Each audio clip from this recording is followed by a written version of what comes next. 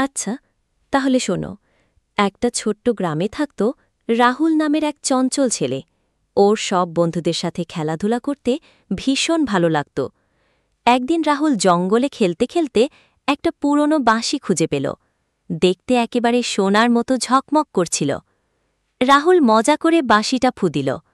আর তখনই চারপাশে আলো ছড়িয়ে একটা জাদুর পাখি হাজির হল।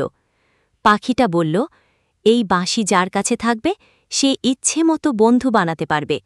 তবে মনে রেখো, বাঁশি কখনো দুষ্টুমি বা খারাপ কাজে ব্যবহার করলে ভয়ঙ্কর বিপদ নামবে।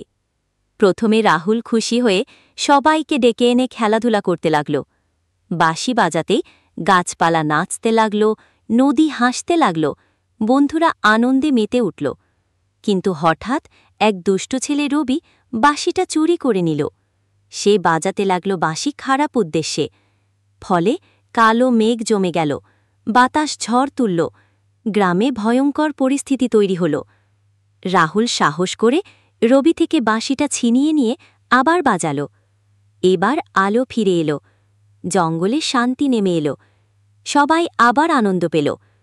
শেষে রাহুল বুঝল, শক্তি বড় জিনিস, কিন্তু সেটা ভালো কাজে ব্যবহার করলেই সঠিক ফল পাওয়া যায়।